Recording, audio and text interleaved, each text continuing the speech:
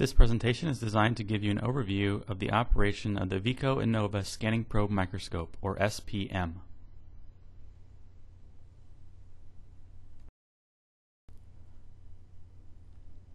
One of the modes of operation of a scanning probe microscope is called atomic force microscopy, also abbreviated as AFM. This diagram gives us an overview of the principle of operation of AFM, especially in contact mode. We have a sharpened tip that's in contact with the sample surface. The tip is on the bottom side of a cantilever. A laser beam reflects off an adjustable mirror and strikes the top surface of the cantilever. After reflecting off a second adjustable mirror, the laser strikes a position-sensitive detector. The signal from the detector, in combination with a feedback loop, helps to control the sample-tip interactions. The sample rests on a piezoelectric scanner that moves the sample in the X, Y, and Z directions. In the Innova instrument, the sample moves relative to the tip, so the tip is held stationary in space while the piezoelectric scanner moves the sample.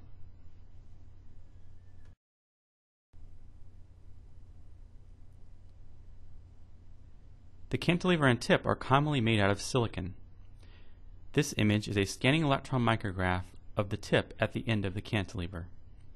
Here we can see the cantilever is about 4.5 microns thick, and the tip has a very sharp point. During operation, the sample would be positioned below the tip as shown, and the laser would reflect off the top surface of the cantilever.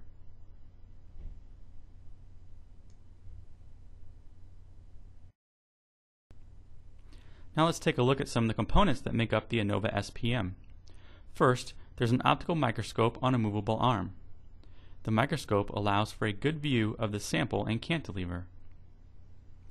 The probe head contains the laser source, the laser detector, and the movable mirrors that allow for positioning of the laser on top of the cantilever surface and centering it onto the detector. The lower picture shows a view of the sample holder once the probe head has been lifted up. The sample rests on a magnetic plate. There are 3 screw drives that raise and lower the probe head.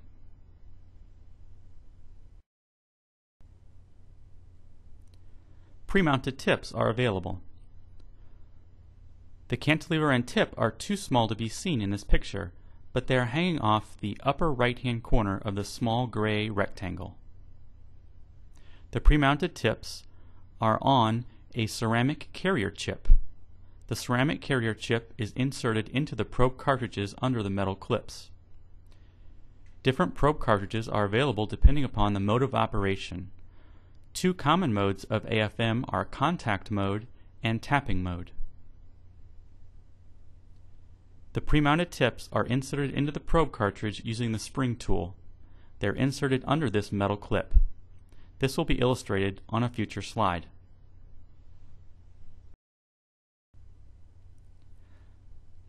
Now let's overview how the instrument is prepared for operation.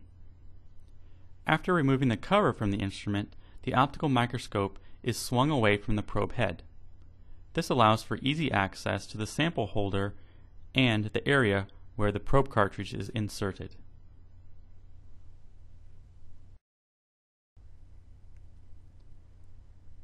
Next, the samples must be mounted. Samples are generally mounted on a metal disc. The metal disc is attracted to the magnetic sample holder. Samples are mounted on the metal disc using adhesive circles. A properly mounted sample is shown on the right-hand side of the screen. If the sample is too large to fit into the sample holder under the probe head, it might need to be cleaved down into a smaller portion.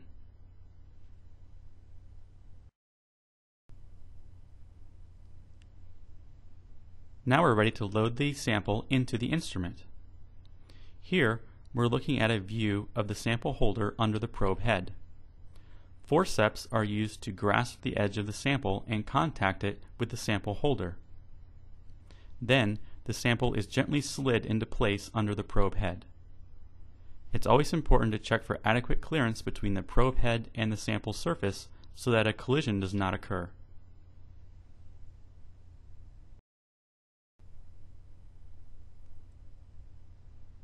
Next, the AFM tip has to be prepared. The pre-mounted tips are inserted into the probe cartridge with the spring tool. The spring tool is inserted under the metal clip on the probe cartridge. Gentle pressure is applied to lift the clip, and forceps are used to insert the pre-mounted tip under the metal clip. Figure 4 on this slide illustrates a properly mounted tip. The cantilever and tip are hanging off of the small gray rectangle shown here.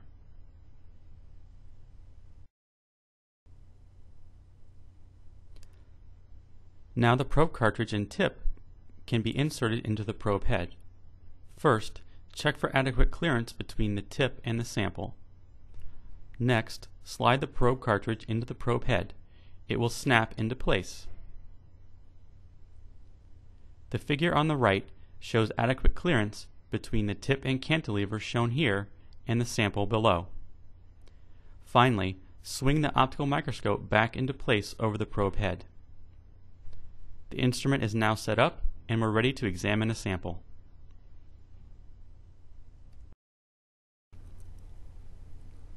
Okay, so we've taken a look at how a scanning probe microscope works. Let's go to the lab now and look at the operation of our Innova SPM.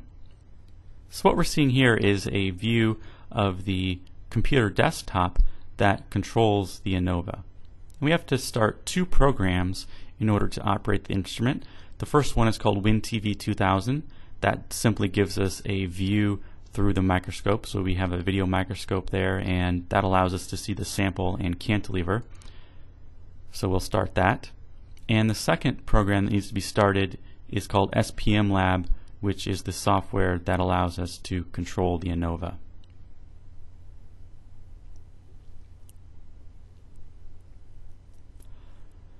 So this blue screen that's coming into view, that's a little window that will show the image from the video microscope. And we can see that's initializing now. So there's the cantilever coming into view. And we have a couple dialog boxes. We answer yes.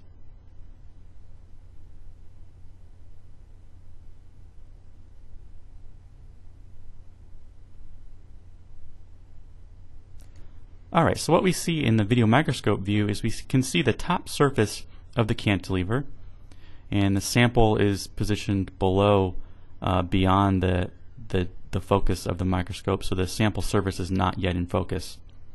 And we can also see the laser spot somewhere near the base of the cantilever.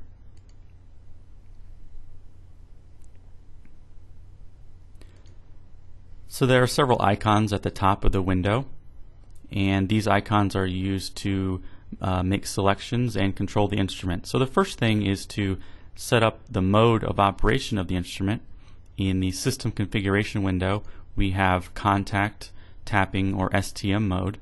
In this case, with the sample we're going to look at, the best mode is going to be contact mode. So we've selected contact mode, and then we'll click apply.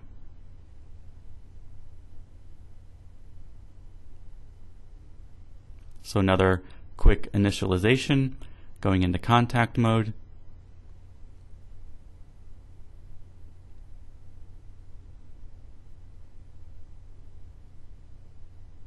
And now what we want to do is we want to position the laser correctly at the end of the cantilever. So there was that first adjustable mirror in the diagram that illustrated the principle of operation of the SPM. So the first step is to move that adjustable mirror to make the laser reflect off of the correct place on the top surface of the cantilever. So that's what we're doing now. You can see the laser spot moving around on the cantilever. That's us turning those knobs in order to move the mirror and get the laser properly positioned on the cantilever.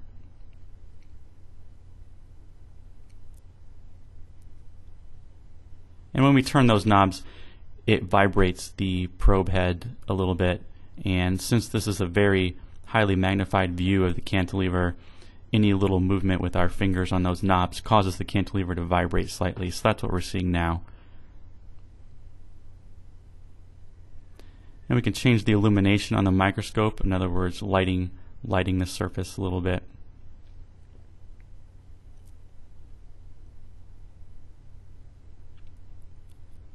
So the second step now is to center the laser onto the detector. This is done with the second adjustable mirror, and now we're turning those knobs, a little bit of vibration, but the objective here is to center that magenta circle onto the 4-quadrant detector. So the laser alignment window is visible. We can see a number at the bottom that says 2.639 volts. That's the total signal striking the detector.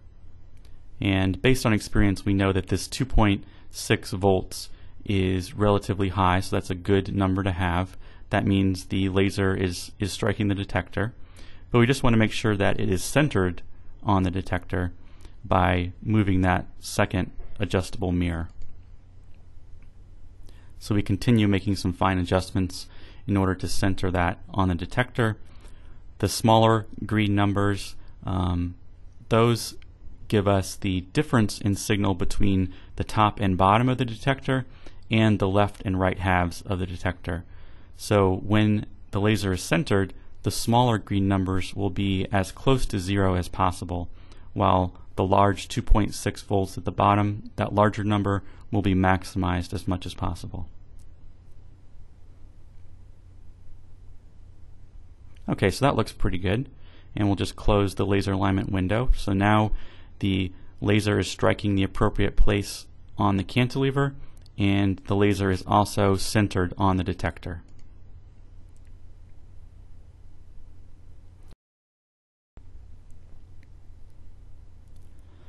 Okay, so the next step is to focus on the surface. So what we're seeing is that we're changing the focus of the microscope, and the tip and cantilever are no longer in focus, but we're seeing the sample surface now. And the sample in this case is a DVD. It's a polycarbonate plastic material, very amenable for contact mode AFM. So that's the sample surface. We then defocused slightly above the surface, and now let's lower the probe head in order to bring the cantilever and tip down closer to the surface of the sample. So we do this with the motor control dialog. We click the down arrow. That will cause the 3 screw motors to turn and then lower the whole probe head down closer to the sample. So as we press the down button, we can see the sample's not moving, but the cantilever and tip are moving down. So now we can bring that into focus. So when that's in focus, when the cantilever is in focus, we are very close to the surface of the sample, but not yet touching it. So we can see that as we change the focus of the microscope, we can alternately focus on the cantilever, seeing the laser spot on the back surface of the cantilever, and focusing on the sample surface, which is below the cantilever. Now we're ready to approach the surface. We bring up the Engage dialog box and click the down arrow, which will automatically approach the surface, therefore bringing the tip into contact with the sample. As this happens, we have a status window in the upper left-hand corner of the screen. It says Engaging. We can see the signal from the detector, the feedback signal there, and the Z position. And what's happening now is the instrument is lowering the tip and then looking for a signal on the detector that indicates the tip is in contact with the sample.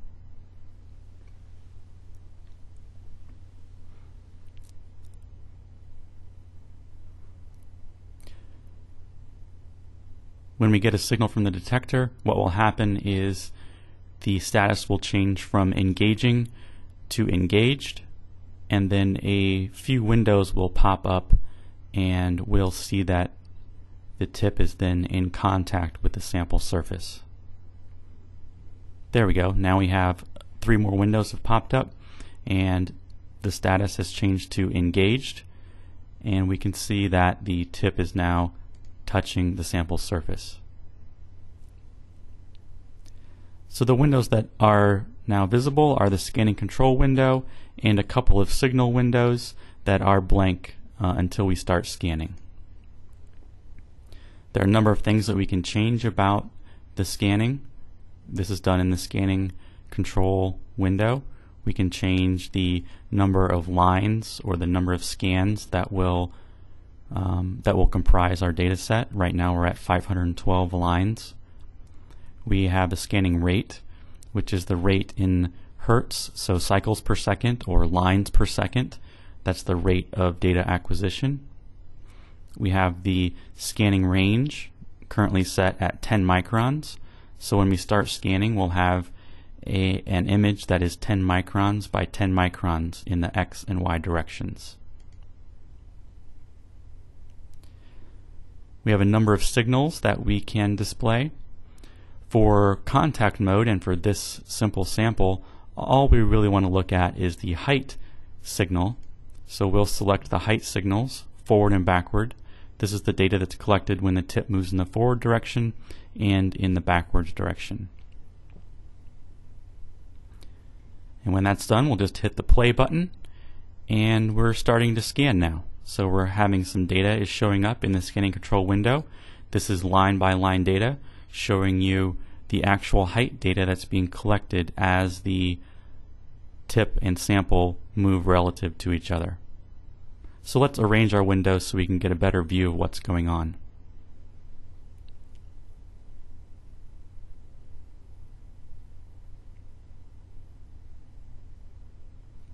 So we have our two signals there, the height forward and the height backward. And we have the video microscope. We can clearly see that the tip is remaining stationary while the sample moves relative to the tip. And I realize that probably in the view of this video it looks like it's a shaky scanning motion, but really if you were sitting at the computer operating the instrument in the lab, the sample is not shaking irregularly. It's actually a very smooth scanning motion.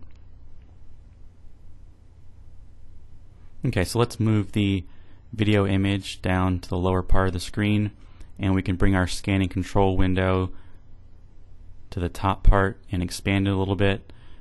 This is a pretty good arrangement for scanning. And so what we're seeing there in the height forward window in the lower left is a reconstruction or a regraphing of the data. Again, we're collecting line by line data. We have 512 lines and we have 512 data points per line. So we kind of have a square matrix of data. Each data point is an X coordinate, a Y coordinate, and a Z coordinate.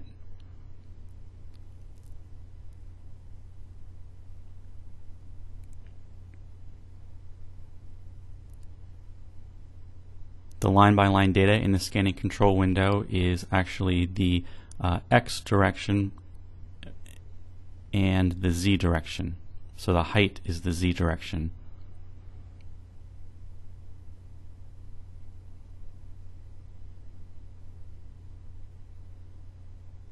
So we're just going to continue on scanning here and collecting a full data set, 10 microns by 10 microns.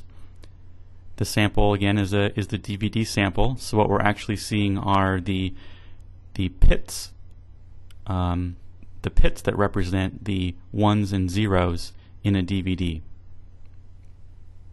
So the pits are arranged into tracks. Those tracks are going to be concentric circles around the DVD, and we're looking, of course, at a very enlarged or a very magnified image of the DVD surface.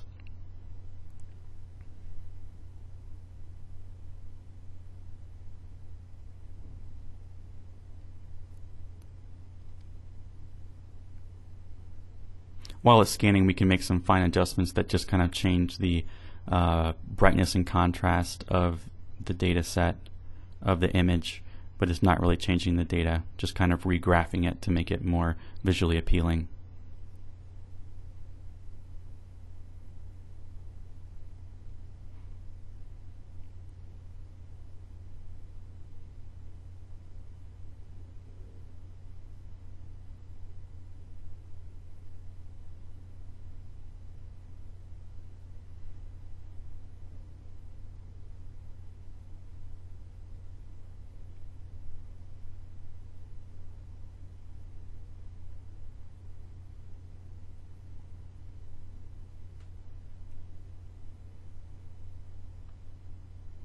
Alright, so we're getting very close to collecting a full set of data. When the Innova gets to the end of the scanning arrangement, it will stop and save the data for us.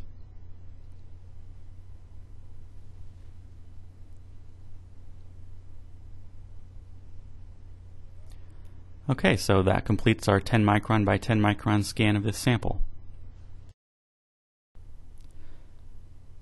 Okay, so we just saw an example of how we can collect data with the AFM, and we did so in a 10 micron by 10 micron scan area on a DVD sample.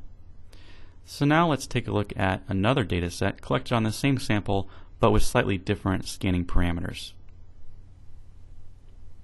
In the upper window, the scanning control window, we can see that this was still collected at 512 lines and 512 data points per line, but we slowed down the scanning to 1 Hertz or 1 line per second. And the scan area is also smaller, 5 microns compared to 10 microns on the previous sample.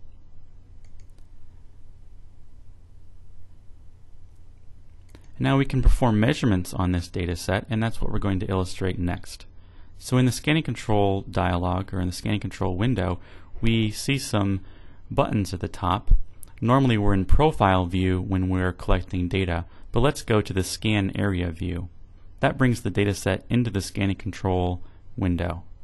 And over on the right hand side there are some buttons that allow us to perform measurements on the data set. Remember that when we're collecting data in contact mode AFM, our data set really is a set of, or a matrix of, height data. So we have X, Y, and Z data. So the measurement tool we want to use is called a cross-section. So we opened up the cross-sectional measurement tool.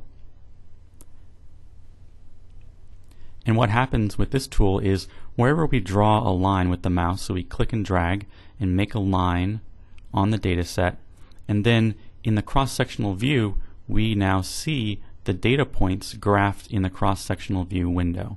So again, the data points are the X and Y direction and the Z direction, which is the height. So we've drawn a line that crosses about 3 tracks there, and we can see the depth of those tracks, the depth of the divots or the features on the DVD. Notice that the Z-axis is in nanometers while the X-axis is in microns. And so as we move our mouse across the data set, we can see the position updating on the right hand side of the cross-sectional window. And we can use the mouse to drop down some markers there. We just dropped down 2 markers, and then we have a measurement result that tells us the distance between those markers. So we have a dx and a dz. Again, the dz is the difference or the height difference between those markers in nanometers, and the dx is the lateral distance in microns. So in this case we have a dx distance of about 0.7 microns, which is about 700 nanometers. So those tracks are a little over 700 nanometers apart from their lowest point to the lowest point. Now let's measure how deep these features are. So we drop down 1 marker into the bottom of a trough, and we drop down another marker at the top surface, and we can see the dx and dz results. In this case, the dz says that they're almost 100 nanometers deep. Remember, the z direction is measured in nanometers, and our dz is nearly 100 nanometers in depth. Okay, so let's close out that dialog.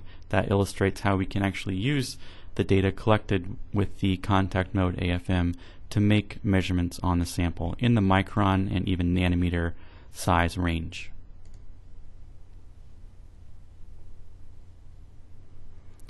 So now we're done with this sample, and the next step is to raise up the tip and shut down the instrument. So we bring up the Engage dialog window again and click the up arrow, And in the video view, what happens is that when we click the up arrow, it raises the cantilever and tip by 100 microns.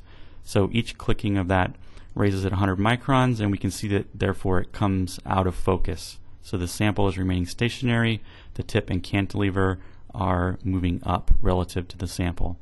And the status now changes from engaged to withdrawn. So we know the tip is no longer in contact with the sample at this point.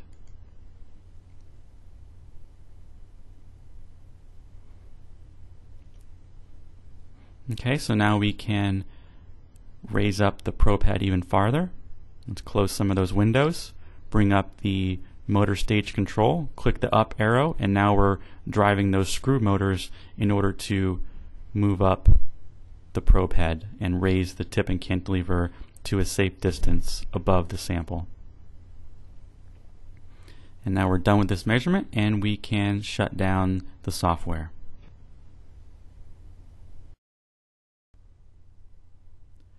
To summarize the shutdown procedure, first the tip is disengaged from the sample surface and the probe head is manually moved to a safe height above the sample. Next, the optical microscope is swung to a safe position away from the probe head. This allows for easy access to the sample and the probe cartridge. Next, the probe cartridge is removed from the probe head. Remember, the probe cartridge is that part that holds the pre-mounted tips. The spring tool is then used to remove the pre-mounted tip from the probe cartridge, and the sample is gently slid off of the sample holder. Next, all software on the computer is shut down, the microscope is swung back into position, and the cover is placed back on top of the instrument.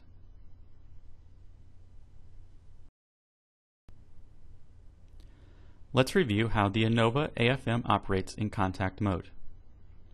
A sharpened tip contacts the sample, and a laser reflects off of the surface of a reflective cantilever. It strikes the detector and produces a signal. In conjunction with a computer-controlled feedback loop, the signal is used to control and maintain tip-sample interactions. The piezoelectric scanner moves the sample in the X, Y, and Z directions relative to the tip. In this way, the sample is scanned over a small area. The samples that we analyzed in this presentation were scanned over an area of about 5 to 10 microns. The data that's collected in contact mode is reconstructed to form a topographical map of the sample surface. The data can then be analyzed to perform micro and nanoscale measurements of the sample.